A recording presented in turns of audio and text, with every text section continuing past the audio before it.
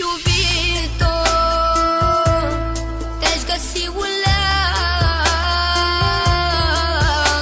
să opresc inima în loc și să nu mai plâng deloc, să scap. Iubito, inima tare-mi bate, te-are și din pieptul meu, cred că te-ar urma mereu departe. O lacrimă n-aș mai vărsa, nu vreau să vezi durerea mea. Șterg lacrima de pe obraz, ea vrea să curgă, n-o las, sufletul meu.